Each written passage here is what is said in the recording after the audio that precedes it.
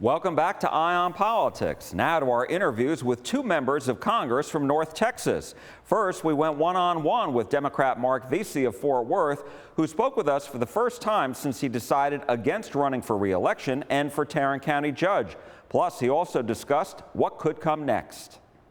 It's been a long time since I haven't been on the ballot. It's been over 20 years since my name hasn't been on the ballot. And my name was actually still on the ballot. Right. I actually had to tell people that I had suspended my campaign for county judge here in Tarrant and that I had gotten behind Elisa Simmons.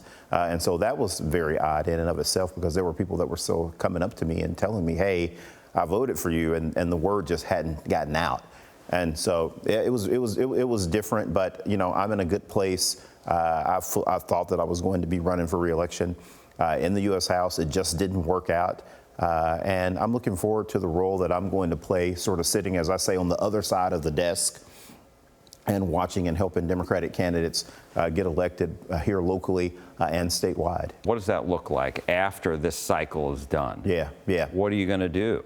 Yeah, we'll see. You know what I end up doing. I will know sometime by the end of the year what I'm going to be doing. I don't know now, but I'm looking forward. I know there's going to be a lot of opportunities. You were considering running for the 30th Congressional District, and then you decided to run for county judge before changing your mind. So talk to me about both of those considerations. Yeah, absolutely. I thought that there was going to be an opportunity for me to run in Congressional District 30, but it just didn't work out the way that I wanted it to.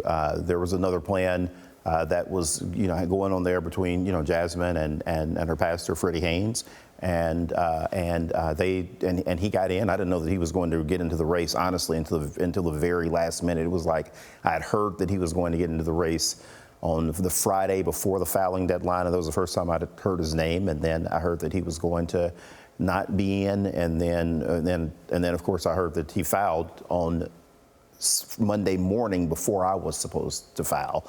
And so I think that for me, I saw that as a sign that maybe this was, not the best opportunity for me, after all. I think that I could have been, successful in a campaign like that. It obviously would have been a very tough race. I think that he would have been a formidable opponent, but I congratulate him on his win. I think that he's going to represent Congressional District 30 well. So many of the high schools over there do graduations at his church. People are very familiar with him.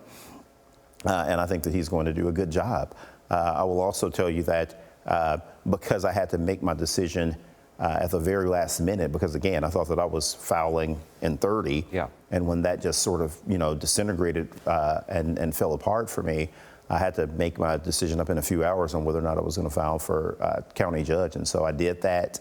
And after some contemplation and some thought, several days after I filed, I was like, you know what? I don't think that I want to be the county judge right now. I just don't think that is the door that God is showing me that I should walk through right now. And so I just decided that I wasn't going to do it, and decided to get behind Elisa. I'm going to do everything I can to help her beat Tim O'Hare. You basically didn't want to run against Pastor Haynes. I didn't think that primary was the primary for me at this point in time in my career. Again, I think that I could have been successful. Maybe not. Maybe I would have lost. Who knows?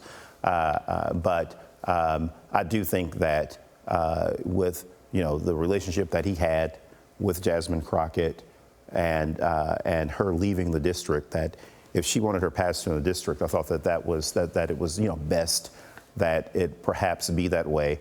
And so I decided to not opt in there. This weekend, the Arlington Grand Prix is racing through city streets. We also went one-on-one with Republican Congressman Roger Williams about the economic impact of the Grand Prix, plus the war against Iran and the ongoing shutdown of the U.S. Department of Homeland Security.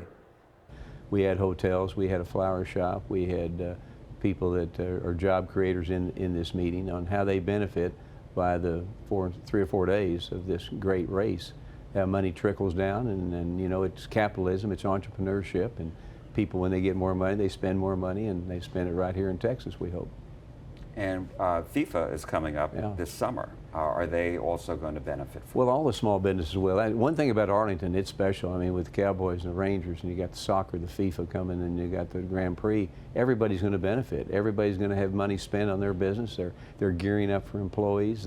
We talked today about the big, beautiful bill that we passed in Congress that makes tax cuts permanent, cuts regulations for banks, but also allows no tax on tips, no tax on overtime, which a lot of folks in the restaurant business around here will be serving food and so forth. People will earn more money, so and when they earn more money, we spend more money. That's the way it is here in America.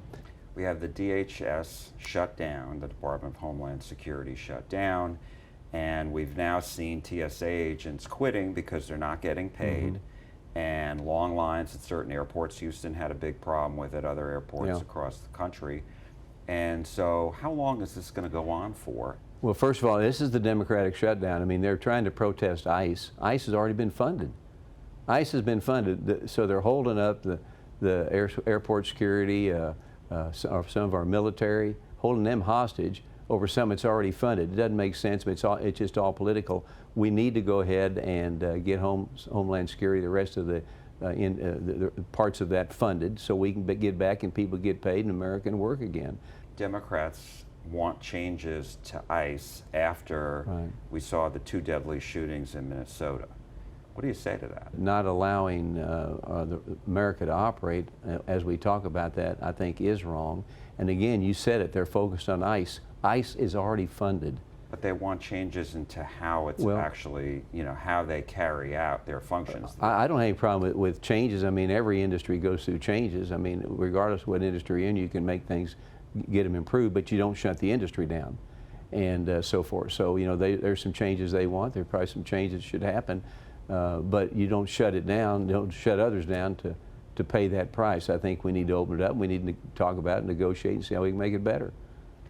Well, hasn't that been going on? It's going on and nothing's happening. I'm as frustrated as anybody. The Iran war is going on. The president says it's going very well. Do you agree with that? I think we've been at war now for 10 days. We've devastated them from the reports that we get and the reports that we get being in Congress. Look, we can't have an Iran with a nuclear weapon. I mean, death to Israel, death to America, and it goes on and on and on, and finally you can only take so much. They were getting close to being able to use one of those weapons. I think we did exactly the right thing going in there and keeping them from being able to use that. Nobody wants a prolonged confrontation, so I hope that we begin to see an end and exit strategy, which I think we will soon, and so forth. But I believe it was totally the right thing to do at the right time.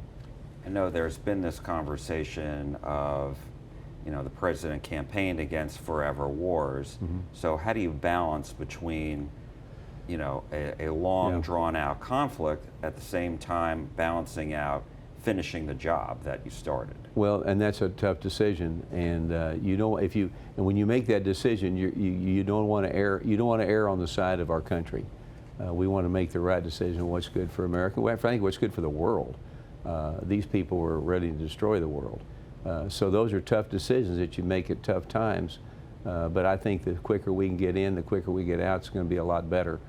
A man accused of plotting to assassinate President Trump and President Biden on behalf of Iran's paramilitary Revolutionary Guard was found guilty in federal court last week. Sarah Jenkins now with the brief. 47-year-old Asif Merchant said in court that he came to the U.S. in 2024 to hire hitmen to kill political figures, including Donald Trump, Joe Biden, and Nikki Haley.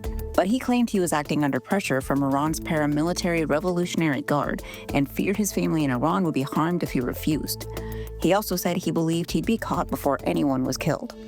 Prosecutors say Merchant paid what he believed were hired killers $5,000 to carry out the plot. Those men were actually undercover FBI agents. Merchant was arrested in July 2024.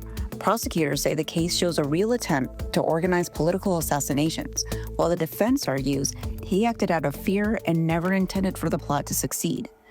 The Iranian government has denied plotting to kill President Trump or other U.S. officials.